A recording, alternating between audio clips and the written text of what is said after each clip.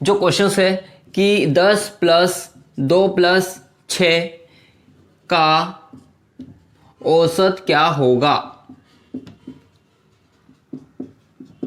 तो अगर ऐसे क्वेश्चंस भी आपको देखने को मिलते होंगे तो इसके लिए आपको किस प्रकार से सोल्व करेंगे, तो इससे पहले हम समझ लेते हैं कि सबसे पहले अगर औसत आ जाए या फिर माध्य भी पूछ सकता है। ठीक है, माध्य का मतलब बीच वाला। ठीक है, ये अगर आपको क्वेश्चंस में देखने को मिल जाए तब भी आपको औसत निकालना है। तो यहां पर हम इसके लिए एक फार्मूला याद करते हैं जो कि बहुत ही आसान है। ठीक है, एक ही फार्मूला आपको मैं बताने वाला हूं, इसके बाद भी कोई भी फार्मूला आपको नहीं बताने वाला हूं, बहुत ट्रिक के साथ हम सोल्व करने वाले हैं। तो सबसे पहले हम ये देख लेते हैं कि 10 प्लस 2 प्लस 6 का औसत क्या होगा। तो इसके लिए क्या करना होगा, समस्त संख्याओं का योग अपॉन कुल संख्या। अब ये आपको पता होना चाहिए, इसको सिर्फ आपको याद रखना है, उसके बाद में आप इनको सोल्व कर सकते हैं। समस्त संख्याओं का योग कर लेना, उसके बाद में कुल संख्या क्या उसमें भाग दे देना है। अब जैसे कि यहां पर हमारी संख्या कितनी है, 3 संख्या है और टोटल इसका संख्या का योग कितना हो जाएगा 12, 12 प्लस 6 कितना हो जाएगा 18। अब यहां पर कुल संख्या कितनी है हमारी 3 है, तो 3 से भाग दे देंगे, तो कितनी बार में ये भाग जाएगा 3 6 18, ये हमारा आंसर हो जाएगा। ठीक है, तो इस प्रकार से आप सोल्व कर सकते हैं। जैसे कि यहां पर पूछ लिया कि 3 प्लस यहां पर 9 का औसत क्या होगा।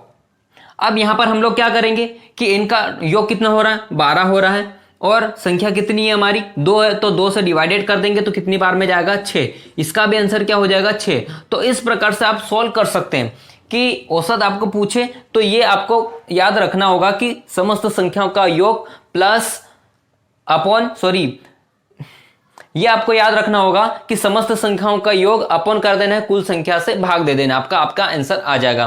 तो इस प्रकार से हम सोल्व करते हैं। तो आगे हम कॉन्सेप्ट समझते हैं, तो हम देखते हैं कि हम कैसे कैसे क्वेश्चन सोल्व करने वाले हैं। तो सबसे पहले हम प्राकृत संख्या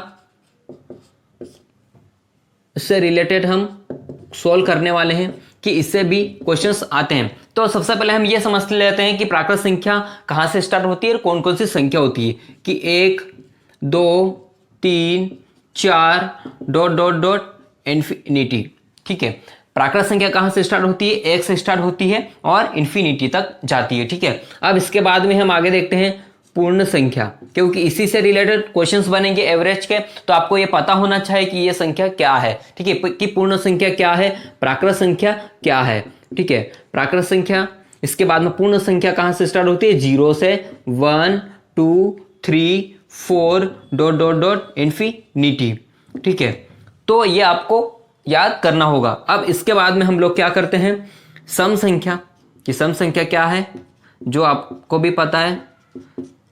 सम संख्या 2 4 6 8 डॉट डॉट डॉट इन्फिनिटी। अब आगे क्या है विषम संख्या। विषम संख्या 1 3 5 7 11 डॉट डॉट डॉट इन्फिनिटी। ठीक है, ये आपको पता होना चाहिए, इससे रिलेटेड हम क्वेश्चंस देखेंगे। ये बेसिक सा फंडा है। ठीक है, औसत से रिलेटेड अगर आप पढ़ रहे हैं तो ये आपको पता होना चाहिए कि सम संख्या क्या होती है, प्राकृत संख्या क्या होती है, ये विषम संख्या क्या होती है, पूर्ण संख्या क्या होती है। ठीक है, इसी के बाद हम क्वेश्चंस करेंगे तो आपको बहुत ईजी हो जाएगा, आपको ज्यादा सोचने की आवश्यकता नहीं पड़ेगी। तो हम देखते हैं आगे क्वेश्चंस। तो पहला क्वेश्चन हम देखते हैं कि पहला क्वेश्चन क्या है हमारा। पहला क्वेश्चन है प्रथम 50 प्राकृत संख्याओं का औसत क्या होगा। ठीक है, अब इसको हम कैसे सोल्व करेंगे। हमने जो देखा कि प्राकृत संख्या क्या होती है और यहां पर हमको पूछ लिया कि प्रथम 50 प्राकृत संख्याओं का औसत क्या होगा। ठीक है, इसको हम बिल्कुल भी इसमें फार्मूले के साथ सोल्व नहीं करने वाले हैं। तो फ्रेंड्स अगर नए हैं तो चैनल को सब्सक्राइब जरूर कर देना। तो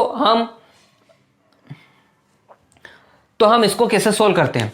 अब यहां पर हमने क्या लिखा था कि प्राकृत संख्या क्या होती है, कि प्राकृत संख्या कहां से स्टार्ट होती है 1 2 3 4 से लगा के कहां तक पूछा हमको 50 तक पूछा, तो 50 तक आपको लिख लेना है। ठीक है, अब इसको हम कैसे सोल्व करेंगे, यहां पर आपको ध्यान देना है, इसमें हम बिल्कुल भी फार्मूला नहीं लगाएंगे।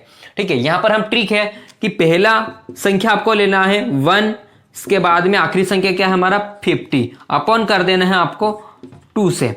ठीक है, बस 2 से भाग दे देना है, हमारा आंसर आ जाएगा। इसको क्या काट देंगे तो कितनी बार में जाएगा, 2 दूने 4 और बचा 1 5 और इसके बाद में 0 लगा के 2 पंजे 10, हमारा आंसर आ जाएगा 25.5।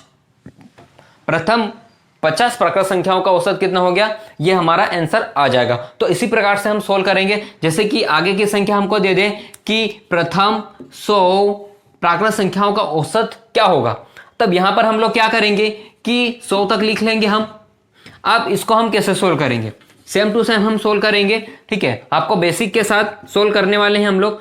तो इसके बाद में हम लोग क्या करेंगे, 100 अपन क्या कर देंगे 2, तो कितना हो जाएगा हमारा 101/2। तो क्या हो जाएगा 2 पंजे 10 और भागने जाएगा उसके 0.5, हमारा आंसर हो जाएगा। ठीक है, तो इस प्रकार से आप सोल्व कर सकते हैं। अब यहां पर आगे भी संख्या आ सकती है कि 150, प्रथम 150 संख्याओं का योग कितना होगा, यहां पर आ सकता 149 प्राकृत संख्याओं का औसत क्या होगा।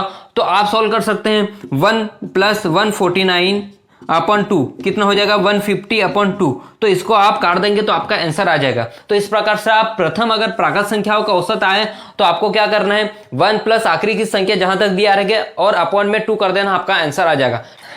अब अगला क्वेश्चन देखते हैं कि पूर्ण संख्या से रिलेटेड कि प्रथम 25 पूर्ण संख्याओं का औसत